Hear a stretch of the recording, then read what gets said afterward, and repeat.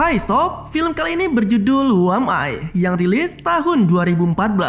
Salah satu film bertema hacker terbaik yang sangat seru untuk ditonton.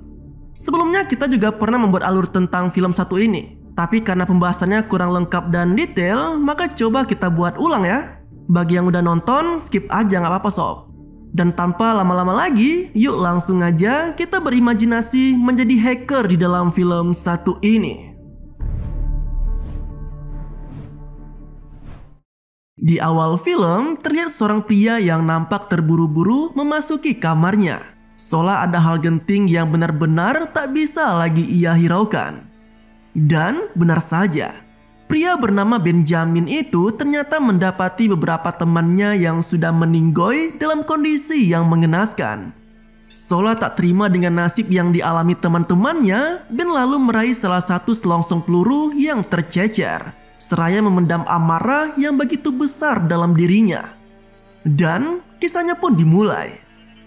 Di ruang interogasi, Benjamin ditanyai tentang keterlibatannya dengan kelompok hacker yang disinyalir telah merugikan negara dan banyak perusahaan lainnya. Di hadapan penyelidik Europol bernama Hani, Ben mulai mengungkapkan tentang semua hal yang ia ketahui di dunia maya. Dalam kilas balik, Ben kecil dikisahkan sebagai anak yang tertutup, sulit bergaul, dan tak pernah dipandang oleh teman-teman seusianya. Mirisnya, semua itu terjadi karena Ben tak memiliki orang tua sejak dia kecil. Ayahnya kabur saat dirinya baru lahir, dan ibunya sendiri ditemukan meninggoy gantung diri saat Ben baru berusia 8 tahun. Nah, sejak saat itulah ia hanya diasuh oleh neneknya seorang. Kelamnya masa kecil Ben juga yang secara tak langsung telah mendorongnya untuk bisa menjadi superhero. Hingga kemudian ia mulai menemukan dunianya saat pertama kali mengenal internet. Sejak usia 14 tahun, Ben mulai mempelajari bahasa pemrograman. Bahkan hal itu sempat membuatnya mampu meretas jumlah sistem yang ada di Jerman. Namun dari situ juga akhirnya Ben mulai masuk dalam komunitas para hacker yang ada di Darknet. Seperti komunitas atau sekumpulan orang pada umumnya, di Darknet juga turut dikenal sosok hacker terbaik di antara yang lainnya. Bahkan sosok yang berinisial Mr. X itu sampai disebut-sebut sebagai idola sekaligus superhero bagi kebanyakan hacker yang ada di sana. Tak terkecuali dengan Ben sendiri. Ia yang begitu termotivasi untuk menjadi hacker hebat sekelas Mr. X juga ternyata turut mengkonsumsi sebuah Ritalin, yaitu barang haram jenis baru yang disebarkan oleh Mr. X melalui peretasan di sistem apotek. Dalam perjalanan hidupnya, Ben juga sampai jatuh cinta dengan seorang gadis bernama Mary. Gadis itulah yang sampai membuat Ben rela melakukan apa saja, termasuk mencuri kunci jawaban ujian di kampusnya. Meski membobol server kampus dan mencuri kunci ujian bukanlah sesuatu yang sulit, namun sialnya aksi yang dilakukan Ben malah kepergok oleh penjaga kampus yang kebetulan tengah berkeliling di malam itu.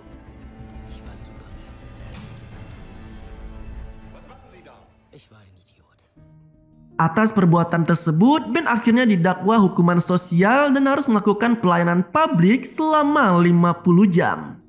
Menariknya, dalam pekerjaan sosial itulah Ben akhirnya bertemu dengan Max, sosok yang akan merubah drastis kehidupan Ben.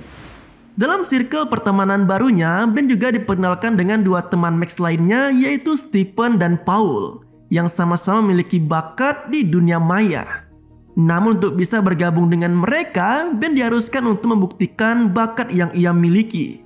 Alhasil, dalam waktu singkat Ben lalu meretas jaringan listrik di kota itu. Dan dia memadamkannya dengan begitu lihai.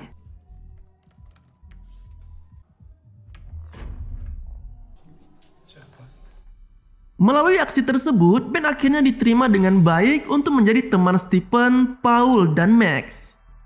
Nah, di hari yang berbeda, pertemuan kembali dilakukan oleh Ben dan ketiga temannya. Namun kali ini mereka tidak akan mengadakan pesta seperti sebelumnya, melainkan mereka akan melakukan aksi gila yang tak pernah dilakukan sebelumnya. Di salah satu tempat yang menjadi perkumpulan para petinggi partai, Ben dan Stephen menyelinap masuk ke dalamnya, lalu meretas laptop utama yang digunakan untuk pembicara di sana. Sontak acara formal yang diharuskan berlangsung khidmat seketika berubah menjadi kerusuhan.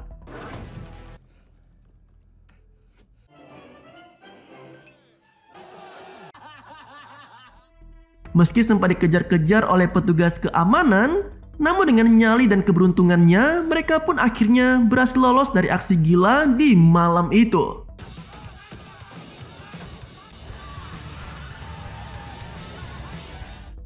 Merasa telah menemukan chemistry antara satu dan yang lainnya, mereka akhirnya memutuskan untuk menjadikan rumah nenek Ben sebagai markas mereka.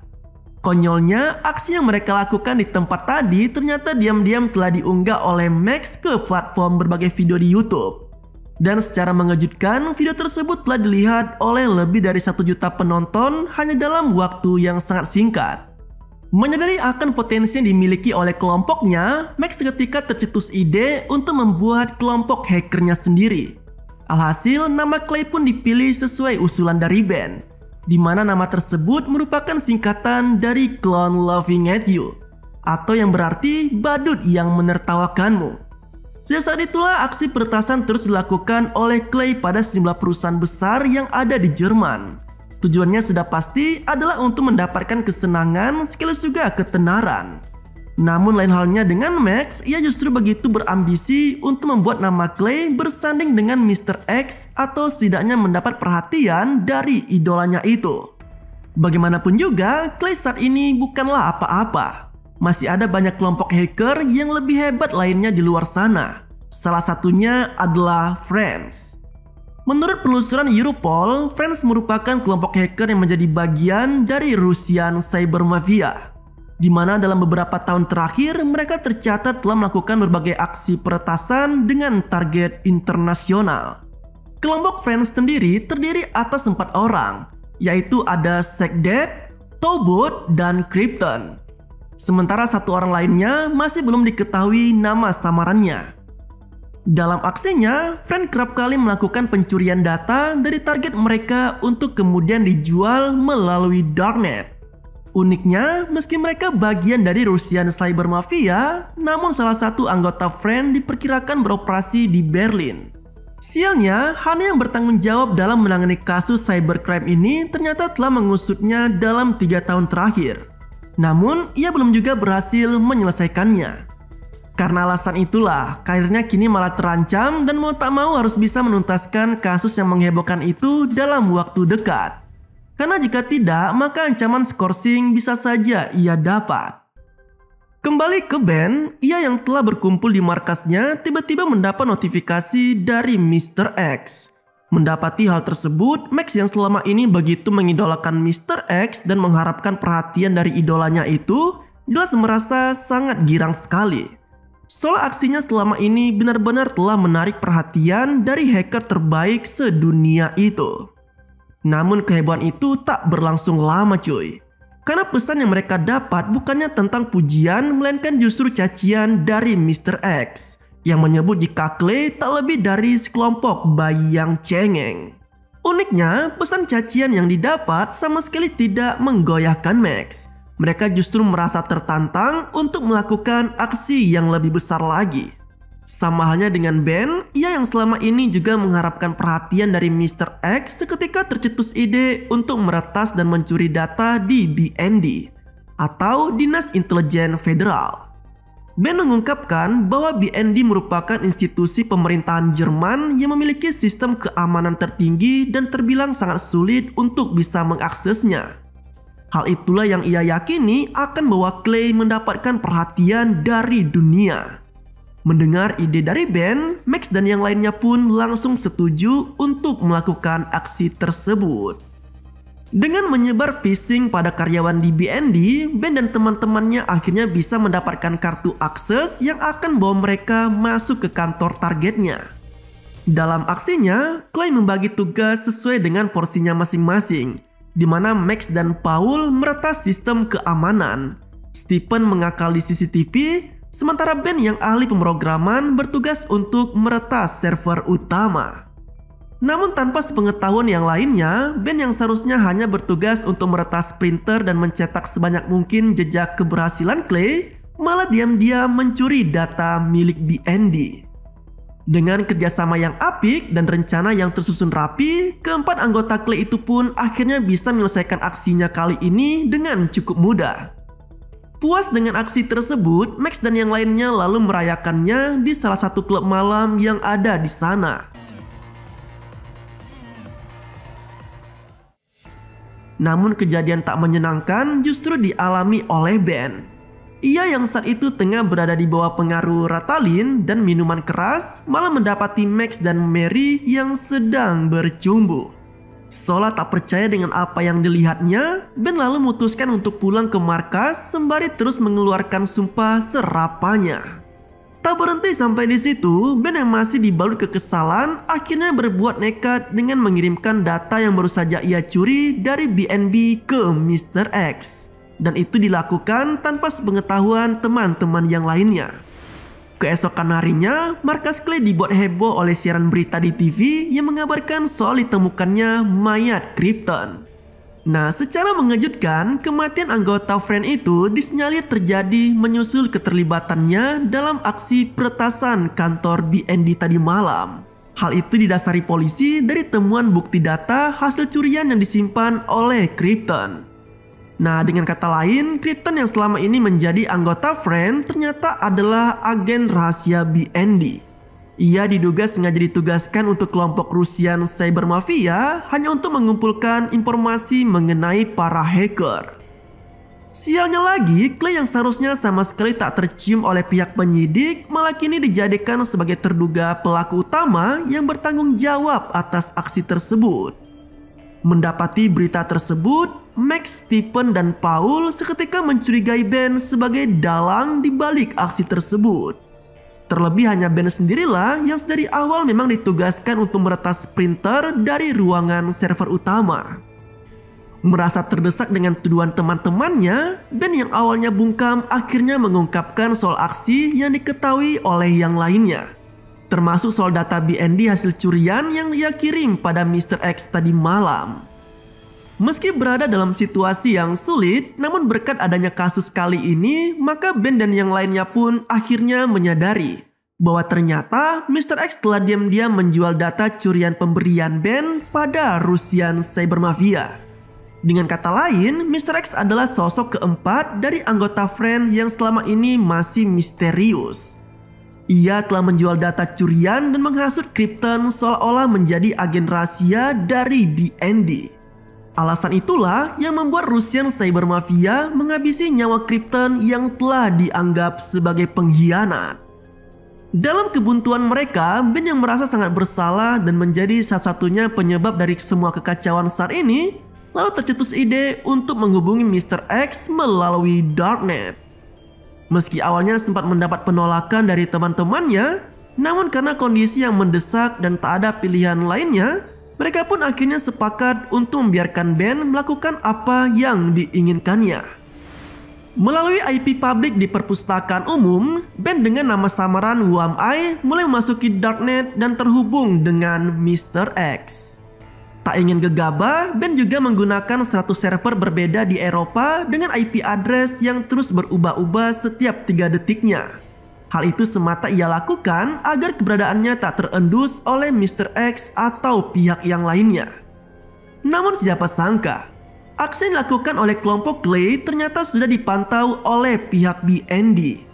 Meski sempat terkecoh dengan trik yang dilakukan oleh Ben, namun pada akhirnya BND berhasil mendapatkan titik yang menjadi lokasi Clay saat ini.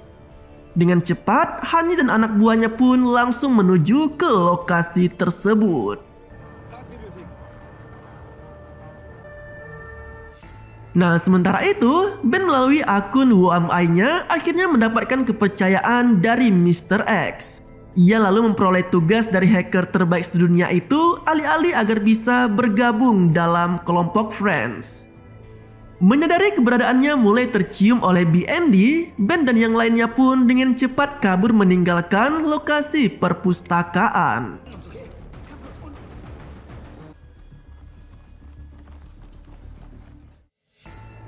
Di luar dugaan, tugas yang diberikan oleh Mr. X ternyata benar-benar akan membuat Clay kerepotan. Pasalnya, hacker terbaik dunia itu menginginkan WAMI dan kawanannya untuk meretas sistem Europol yang dikenal memiliki keamanan berlapis dan sangat sulit untuk dijebol. Namun tanpa sepengetahuan Mr. X, Ben dan yang lainnya ternyata sepakat untuk tidak sekedar menjalankan tugas tersebut, tetapi juga ingin membongkar kedok asli dari hacker terbaik di dunia itu. Dengan lebih dulu melenyapkan semua barang bukti mereka selama ini, termasuk rumah nenek Ben yang menjadi markasnya, Clay lalu hijrah ke Den Haag untuk mulai melancarkan misi mereka. Namun, siapa sangka, masuk ke Europol ternyata tidak mudah seperti yang mereka bayangkan sebelumnya. Mulai dari trik phishing hingga mencoba merangsek melalui saluran pembuangan pun menjadi upaya yang sangat sia-sia. Bahkan Max yang saat itu berusaha menjebol pipa besi di saluran pembuangan malah sempat tertusuk paku yang membuat tangannya mengalami cedera. Nah, di sini menariknya, dalam keputusan mereka, Ben secara tak sengaja malah mendapati salah satu pengunjung Europol yang kehilangan kartu visitornya. Entah apa yang dipikirkan oleh Ben. Ia yang tak ingin kehilangan kesempatannya pun akhirnya mengambil kartu tersebut tanpa sepengetahuan yang lainnya. Diam-diam Ben mulai melancarkan aksinya seorang diri. Nah, dengan memanfaatkan kartu visitor tersebut, ia pun akhirnya bisa dengan leluasa memasuki kantor Europol. Di salah satu ruangan, Ben menyematkan pemancar sinyal internet tepat di bawah meja. Hal itu ditujukannya agar bisa mengelabui para petugas di sana yang mana alat tersebut nantinya akan memancarkan sinyal internet menyerupai hotspot di area tersebut. Di mana petugas yang keliru menyambungkan perangkat komputernya ke jaringan milik Ben, maka secara otomatis akan membuka akses bagi Ben untuk bisa masuk ke dalam server Europol. Dan benar saja, salah seorang petugas secara tak sengaja telah menghubungkan komputernya ke jaringan milik Ben. Sontak hal itu langsung dimanfaatkan oleh Ben untuk mulai masuk ke dalam server Europol dan menempatkan program Trojan sebagaimana yang diperintahkan oleh Mr. X sebelumnya. Tapi tak hanya sekedar menempatkan program milik Mr. X saja, Ben ternyata juga telah memiliki rencana lain, yaitu menjebak hacker terbaik sedunia itu melalui program buatannya sendiri. Namun siapa sangka, rencana yang digagas oleh Ben ternyata malah sudah lebih dulu diketahui oleh Mr. X. Bukannya berhasil menjebak hacker terbaik sedunia itu, identitas asli WMI malah kini diungkap langsung oleh Mr. X.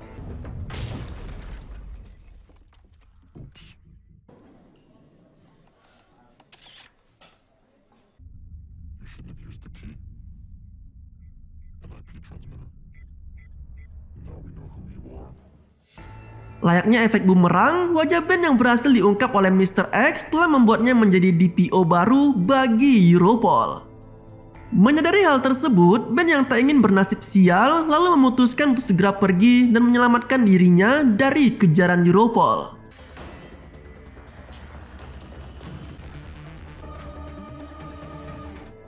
Ia yang sempat terlibat aksi kejar-kejaran dengan Europol akhirnya berhasil kabur dan kembali pulang ke penginapannya. Namun berbeda dengan anggota Clay yang lainnya, Ben malah kini mendapati mereka semua yang sudah tewas dalam kondisi mengenaskan, sebagaimana yang sempat terlihat di awal film tadi. Karena kondisi itulah Ben akhirnya memutuskan untuk mendatangi kantor BND. Bukan hanya sekedar untuk menyerahkan diri, tetapi juga menawarkan dirinya untuk bisa membantu Honey dalam mengungkapkan serta menangkap dari sosok asli Mr. X. Sempat terjadi negosiasi yang cukup alot antara Ben dan Honey. Karena di satu sisi, Ben menginginkan agar nama Clay dihilangkan dari daftar buron. Namun di sisi lainnya, Honey juga membutuhkan bantuan dari Ben untuk menyelesaikan kasus Friends yang selama 3 tahun terakhir masih saja menggantung. Nah, meski menjadi keputusan berat yang harus diambil, namun pada akhirnya Honey menyetujui ide dari Ben. Setidaknya jika benar Ben bisa mengungkapkan identitas dari Mr. X, maka akan ada harapan bagi Honey untuk menyelamatkan karirnya. Nah, dalam aksinya kali ini, Ben tidak lagi menggunakan samaran sebagai UMI lagi, melainkan ia memilih untuk membuat karakter Mr. X palsu yang ada di Darknet. Nah, melalui Darknet, Mr. X palsu membuat pengakuan soal kebusukannya sendiri. Mulai dari menjual identitas, bekerja untuk pemerintah, mendapat bayaran dari kepolisian, hingga membongkar identitasnya sebagai anggota Friends, termasuk soal keterlibatannya pada tewasnya Krypton. Hal itu jelas menjadi bahan cibiran dari hacker lainnya yang ada di Darknet, sekaligus juga memicu kemarahan dari Mr. X yang asli. Nah, di sini menariknya, Mr. X asli yang masuk ke Darknet dan berusaha untuk membela dirinya malah tanpa sadar telah terkena genjutsu dari rencana Ben. Jaringan yang digunakan oleh Mr. X asli ternyata dilakukan melalui transmitter sebagaimana alat yang sempat menjebak Ben sebelumnya di kantor Europol. Karena alasan itu juga, maka kini IP address dan lokasi keberadaan Mr. X asli bisa dengan mudah terdeteksi. Berkat kerjasamanya yang apik dengan pihak Interpol, hanya melalui FBI akhirnya bisa meringkus sosok Mr. X asli yang diketahui berada di Amerika.